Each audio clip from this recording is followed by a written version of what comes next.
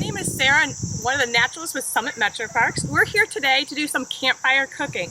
I have here my cast iron pot. I also have my pie iron. So these are things that you can do at home to enjoy a nice meal while out at the fire. All right, so today we're making kibasi stew in our cast iron pot. We're gonna need either kibasi or sausage, whatever you prefer. 2 peppers, nice green peppers.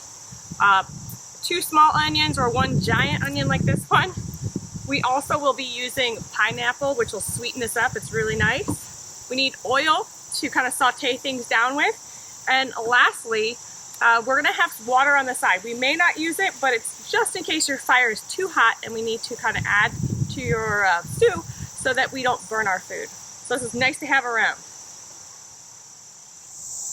All right, so next thing we want to talk about is our fire. So one, we remember fires are hot, so we want our kids around there. Kids should be helped with an adult. I chose for today charcoal because it's really easy to use charcoal with cast iron because we need coals. If you want to use wood, that's perfect. However, you just know that you want to start your fire way ahead of time because it's going to take a good hour for those coals to start. So here we have our charcoal bed, and I want to talk about temperature. So when we cook, a lot of times on the stove, we just turn it to the temperature we want. So I'm going to show you a trick for today that I find works for me. You take your fist, and if you place it up here, and you close your hand, and if it's too hot and you're like, oh, ow, that is high temperature.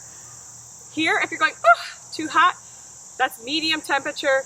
And if you're down here and you're going, oh, that's pretty warm, now you're looking at low temperature. So today, ours is at medium temperature.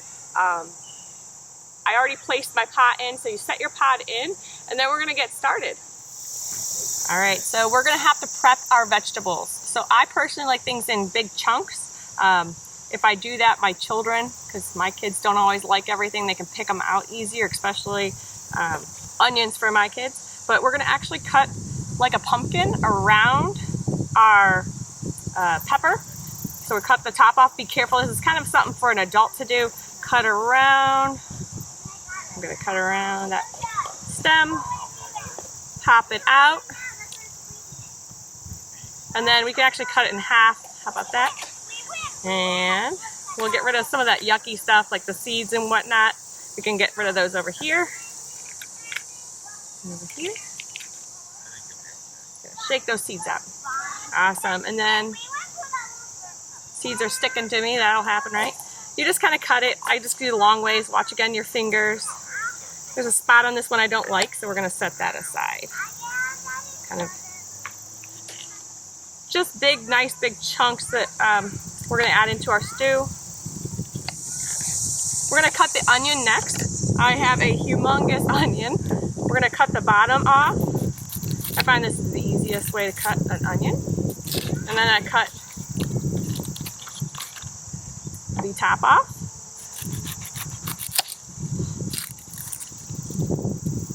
And then I just kind of make a slight cut around the first layer because onions have layers. We're gonna just peel off that first layer. It just makes life easier.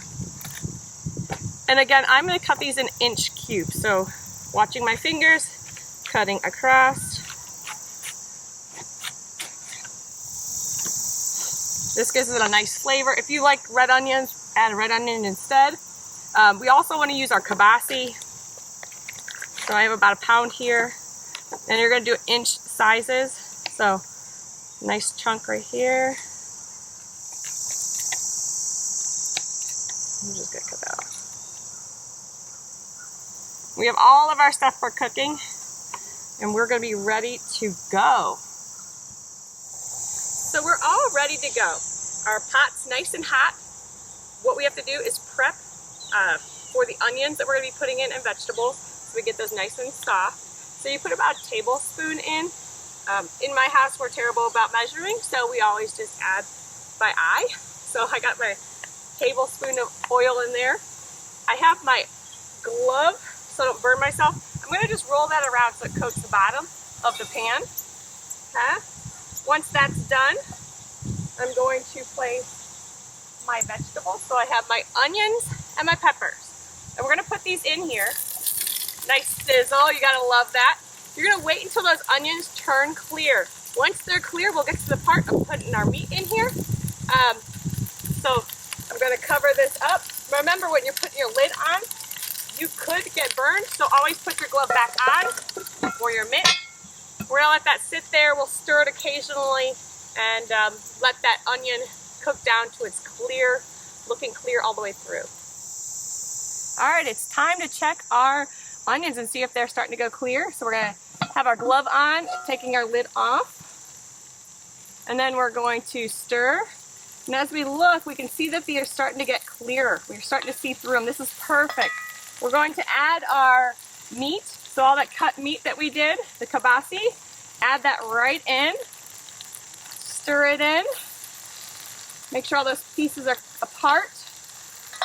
And then you're gonna get your can of pineapple with juice. So do not take the juice out, you want to pour it in. That's gonna give a nice cooking base for your stew. Stir that in. And we're gonna let this sit for 20 minutes. We're gonna cover it. Again with the glove, close it up. And again, 20 minutes we'll sit and let that cook. All right, so while our stew cooks, I wanna show you guys how to use a pie iron and create a really cool pizza that everybody can enjoy. So I have my pie iron. I have to actually heat it up first so that it will cook properly. I'll set it in one side for about 1.5 minutes, and then I'll flip it to the other side. This is just to prep it. Make sure that the lock stays shut, or you'll get sediments or dirt like ashes in there, so make sure it's nice and latched. So we are ready to make our pies, and these are pizza pies. So we're gonna use 4 main ingredients. We're gonna use our bread, our sauce, cheese, mozzarella, or whatever you prefer. And you actually will need some butter. Okay, so we have our pie iron. It is hot from the fire. We're going to unlatch it, open it right up carefully because again it's hot. I like to just unroll the butter and you can see it just melt right on there. A little bubbling going on, that's perfect. Now this is going to keep the bread from sticking. So we're going to place our bread on, nice in the square. We'll put a little sauce to your liking. I like these squeeze containers because it makes life easy. We'll place our cheese. And then we place on our pepperoni. Now be careful when you do eat these. Sometimes those pepperonis are really hot. I think 2, maybe 3 would be a good for this size. Depends on what you like. If you like pepper or anything, you can add that, mushrooms. We'll actually place our other piece of bread on, close it up, and we're gonna latch it. Now we'll take it on over to the fire. All right, so now we're gonna take our pie iron, making sure it's latched, place it on the coals. Gonna go about 1.5 minutes. We're gonna flip it to the other side, another 1.5 minutes, and then we check it for a golden brown appearance. It depends on how hot your fire is for us, how fast it actually cooks. While I'm here, I'm actually gonna have my glove on, take my lid off. Look at that cooking really nice. Stir, make sure nothing's burning with our stew. Looks so tasty. And we make sure our glove's still on, and then we're gonna place on our lid for that to cook a little longer. And we'll get to checking on our pie iron here shortly. We're gonna take our pie iron and check on it. So we're gonna actually open it up, peek it in. It looks nice and golden brown, that's perfect. We'll close it back up and take this over so we can plate it. It's been about 20 minutes, so our stew's ready to go too. All right, so we're gonna take our pie iron. Remember, it's really hot. The table we're using today is wood, so I'm not so concerned with getting the table burnt, but if you have a plastic table or depending on what kind of table you have, do think about it. These are really hot and can burn. We're gonna actually just move on and open this up. We can take our knife and pop that right out on our plate, and let's see how it looks on inside. Woo. All right, so nice and ooey gooey. That's a perfect meal. I hope you guys enjoyed. Once again, I'm Sarah, one of the naturalists. Check out our website for other ideas that you can do out in nature.